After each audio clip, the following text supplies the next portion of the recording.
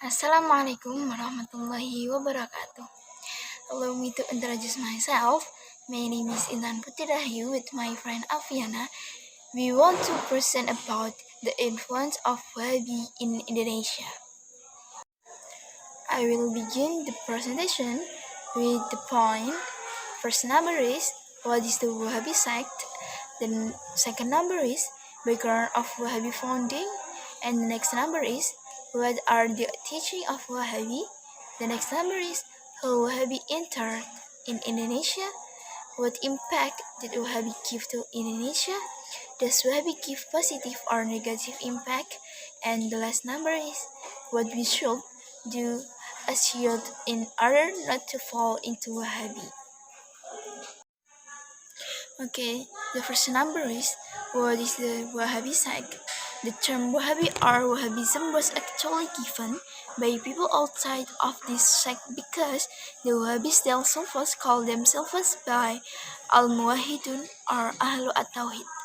This term reflects the desire to use actively the principle of Tawhid, which to be the main foundation in Islamic teaching. This school was first invented by Muhammad bin Abdul Wahhab bin Sulaiman At-Tamimi, who was born in 111 in the small town of Uyainah, Najd, a region in the center of the desert of Arabia. And then, background of Wahhabi founding.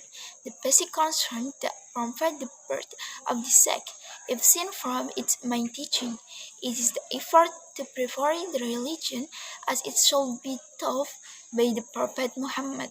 The jargon is upholding the Sunnah and eradicating bid'ah and khurafat that afflict Muslims, which is incident as the cause of the decline of Muslims as the cause of the decline of Muslims. What are the teaching of Wahhabi? On the basic, he identified Wahhabi's version of Islam and was heavily influenced by the teaching of Ibn Taymiyyah by concentrating on four things. First number is returning to the Quran and Sunnah. Second number is purification of fight from shirk. Next number is rejecting the rule of reason in creed.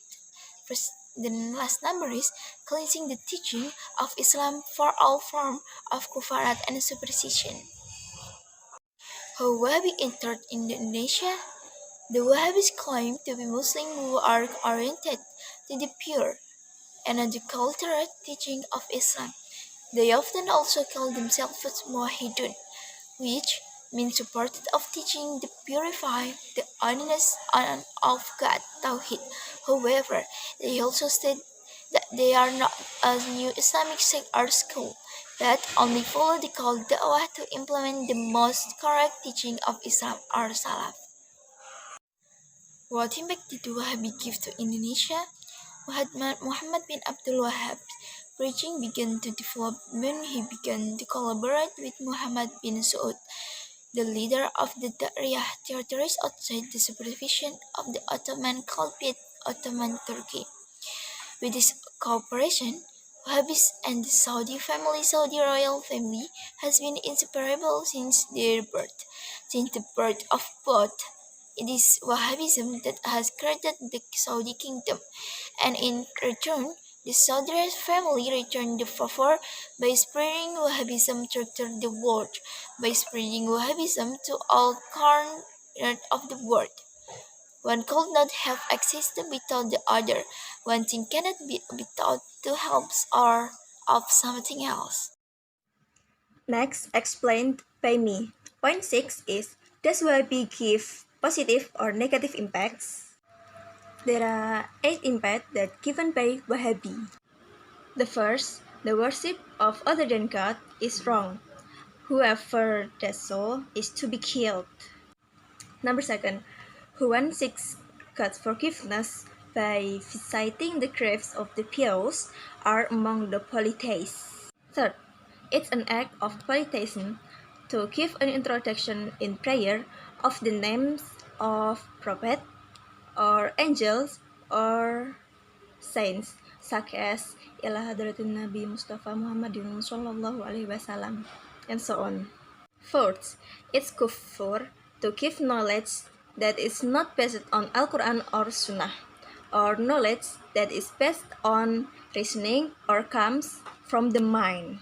Fifth, kufur and ilhad also include denying qadar in election and interpreting the Al-Quran by means of ta'wil. Sixth, it's forbidden to wear beads and to pronounce the name of God by counting finger. Subhanallah, subhanallah, subhanallah, subhanallah. Like that. Seventh, the only source of Islamic law in matters of halal and haram is the Al-Quran and the Sunnah of the Prophet.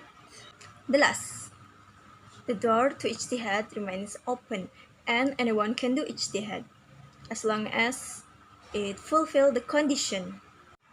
Labeling as bid'ah those things that didn't exist or were not practiced during the time of the Prophet Muhammad SAW, such as gathering in the celebration of the Prophet's birthday, dhikr together, praying through tawassul. Books that teach tawassul should be confiscated and burned because they are considered a source of misguidance. Daily life and customs that were not found in the time of the Prophet are bid'ah and must be eradicated to the smallest extent, such as smoking, drinking, coffee, and so on. The spread of the Wahhabi sect to the archipelago was brought by Hajis who had just fulfilling fifth pillar of Islam in the Holy Land. One of them was through by Putri in Minangkabau, which was developed by three figures. Three figures who were interested in Wahhabi teachings were Haji Miskin from Loha Agam, Haji Abdurrahman from Piebang, part of Loha 50 Kota, Haji Muhammad Arif from Sumanik, Batu Sangkar. Point 7. What should we do as a youth in order to not fall into Wahhabi? The first, recognize what are the characteristics of Wahhabi. Second, we need to be selective in choosing friends because we know that Wahhabi already rampant in Indonesia, right? That's all. Thank you for nice attention. If we have mistakes, please forgive us. Wassalamualaikum warahmatullahi wabarakatuh. Bye.